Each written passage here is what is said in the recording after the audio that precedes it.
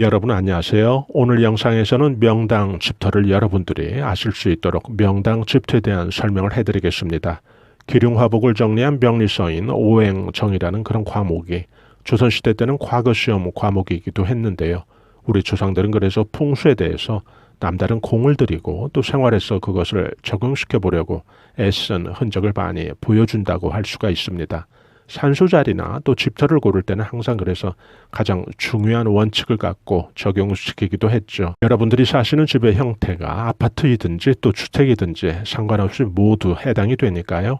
풍수와 또 오행적 시각에서 쉽게 설명을 해드리겠습니다. 사주를 비유하면 재물이 많은 사주보다 오행 구비가 어느 것 하나 빠지지 않고 또 모두 구비가 된 그런 사주를 최고의 사주라고 하듯이 좋은 집터의 그 최고 명당 자리는 바로 균형 잡힌 정기가 흐르는 곳이 명당입니다. 제가 번호를 붙여봤는데요. 균형 잡힌이라고 했을 때 저 균형이라는 것은 오행의 기운의 균형을 의미하고요. 특히 그 집터에서 가장 중요한 것은 두 개의 기운, 즉 물의 기운과 불의 기운을 말합니다. 독립적으로는 물과 불은 오행상 상극이지만은 이런 상극이 균형을 잘 잡고 또 영향을 주면서 아주 최고의 조건이 동시에 되는 거죠. 정기라고 한다면 말 그대로 기운이니까요. 천지 만물이 존재하는 원천이 되는 그런 기운을 의미합니다. 여기에서 그 정기의 정은 존재 그 자체의 기운이라면 정기에서 그 정기의 기라고 하는 것은 또 숨 쉴 때 우리가 입 밖으로 나오듯이 바로 그런 존재를 확인해주는 그런 기운을 뜻합니다. 더 구체적으로 그 실질적인 기운을 의미한다고 보시면 되겠죠. 이때 이 정기의 정은 물로부터 나오는 기운이고요. 또 동시에 물로부터 수혈을 받고 또 충전을 받는 기운입니다. 이때 정기라고 했을 때 뒤에 글자 기는 바로 불로부터 나오는 기운이고요. 동시에 그 불로부터 수혈을 받고 또 충전을 받는 기운을 의미합니다. 최고로 좋은 집터라는 것은 결국 정기가 균형 잡히게 흐르는 그런 집터라는 뜻인데요. 흐른다는 것은 또 기운이 막혀 있지 않은 그런 집터를 의미하겠죠. 이때 이 기운을 중요하게 또 영향을 주는 것은 바로 그 집터에 살고 있는 사람의 기운입니다. 이런 이유로 예를 들어 어느 아파트, 어느 동이 명당 풍수에서 아주 최고의 명당 자리, 아주 길지라 하더라도 그 동에 입주한 또 모든 입주민들이 다 일들이 잘 풀리고 그런 건 물론 아닐 텐데요. 결국 그런 차이가 생긴다면 터는 명당이지만은 실질적으로 기운을 내뱉는 그 집집마다의 그 사정과 또 조건이 다 다르기 때문에 그 집의 구성원의 그 기운들이 막힌 집에서는 풍수 배치의 그 최고 장점은 취했지만은 더 중요한 또 사람의 기운이 막혀 있는 그런 집에서는 제대로 된 풍수의 기운과 또 효과를 볼 수가 없다는 뜻이겠죠. 이런 이유 탓에 그 사람이 풍수의 그 여러 요건 가운데 가장 또 중요하다는 말이 될 수가 있습니다. 지금 여러분들이 살고 계신 집에 언제 또 입주나 이사를 하셨는지 여러분들이 좀 잘 생각을 해보시고요. 입주한 후에 또 이사한 후에 재산이 늘었다든지 또 자녀들이 순조롭게 풀렸다든지 또 이사한 후에 그 새로 문서를 취득했다든지 혹은 식구가 늘었다면 그것도 모두 좋은 일로 보시면 되는데요. 지금 제가 설명한 이런 사례들이 모두 생겼다면 바로 지금 살고 계신 그런 집터는 여러분들에게 최고의 또 명당 자리가 되는 거죠. 그 자리는 당연히 그 풍수의 배치도 좋을 수밖에 없고요. 그 집터에서는 균형 잡힌 그런 오행의 기운이 흐르는 곳으로 보시면 되겠습니다. 반대로 지금 살고 있는 곳에 이사 오시면서 금전운이 좀 막혔다든지 또 식구가 늘기는커녕 식구가 좀 안 좋은 일로 줄었다든지 또 사업적으로 더 꼬이게 되었다든지 이런 일이 생겼다면 이것은 그 공간에서 정기가 균형 잡히게 나오지 않는 것을 의미하죠. 이런 경우 그 물의 기운과 또 불의 기운을 의미하는 이 정기가 막혀 있다거나 또 과하게 어느 한 특정의 기운이 득세를 하면서 또 영향을 준다고 보시면 되는데요. 이 경우 사람이 그 아프다든지 또 이사를 하면서 그 인간관계가 더 막히고 또 부부의 불화도 생기고 했다면 바로 물의 기운이 너무 약해진 것을 의미하고요. 이런 경우에는 집안에서 그 물의 기운을 충전시켜주는 그런 방법으로 집터의 어떤 정기를 균형을 다시 찾아줄 수 있겠죠. 물 관련 풍수장치를 이용해보면 이런 경우에는 아주 좋은데요. 어항이라든지 수족관 또 가습기 등이 모두 좋은 또 풍수 배치가 될 수가 있습니다. 또 강이나 호수 또 바다 사진도 아주 좋으니까요. 또 사진을 통해서 물의 기운을 보완해주는 그런 방법이 될 수가 있겠죠.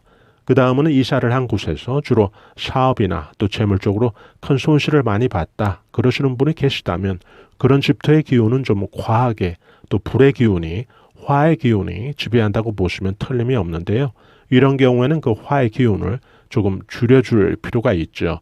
집이 남양집이라면 예를 들어 창에 좀 커튼을 설치해서 하루 중 어느 시기에 또 일조량을 좀 줄여준다든지 또 남양이 아닌 동양집 같은 경우는 아침 시간에서 좀 점심때까지는 동쪽으로 난 창에 커튼이나 또 블라인드를 설치를 해서 일조를 좀 조절해주면 아주 또 좋은 풍수 전략이 되니까요. 또 이런 분들, 여기 해당되시는 분들이 계시다면 또 참고들 하시면 좋겠습니다.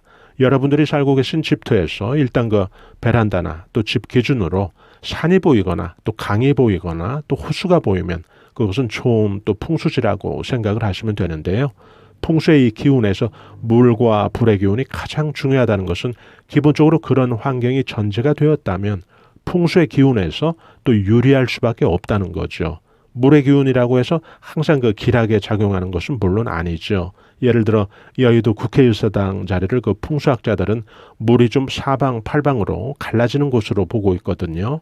그래서 기운이 작용을 하지 못하고 분산되고 또 소실되는 그런 기운이니까 좋은 것은 아닌데요.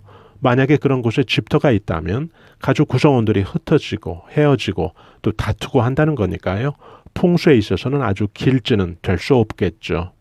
여러분들이 사시는 곳의 그 집터나 또 아파트 뒤로 나지막한 산이 마치 그 아파트나 집터를 뒤에서 병풍처럼 막아주고 있고 또 유성사진으로 보면 좀 닭이 알을 품듯이 그런 모습이라면 그것은 아주 좋은 집터를 의미합니다. 우리가 풍수를 이야기할 때 이 배산임수의 해석에서 너무 고정된 시각으로 대입을 할 필요는 없습니다.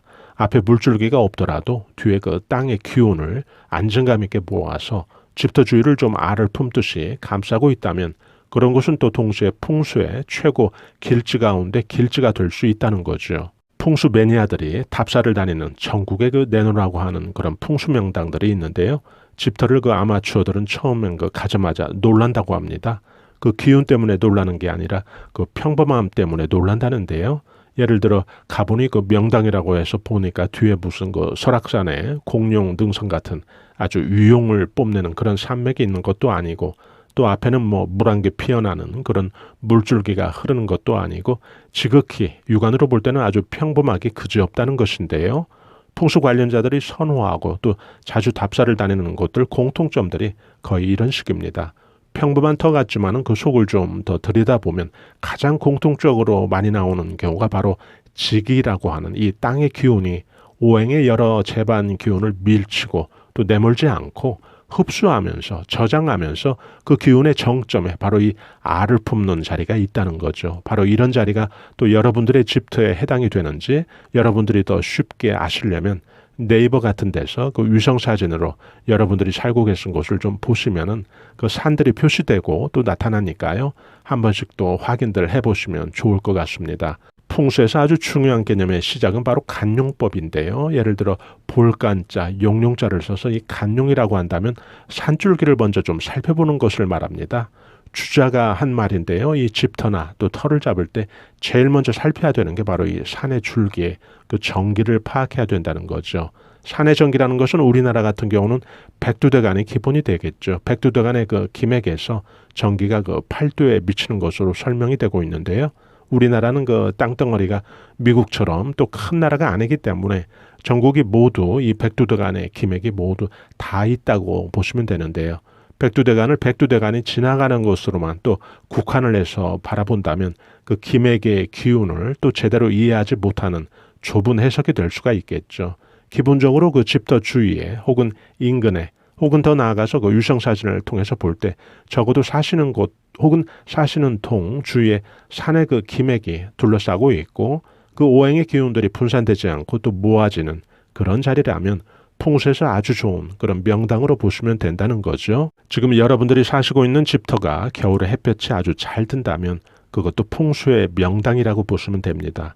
묘자리건 집터자리건 이 풍수 전문가들이 아주 쉽게 풍수의 그 길지를 찾는 방법이 이 방법인데요.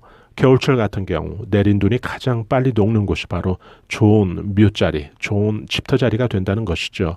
이런 자리는 제가 처음 설명드린 정기라고 했을 때 정이라고 한다면 물의 기운이고 또 기라고 한다면 불의 기운인데요.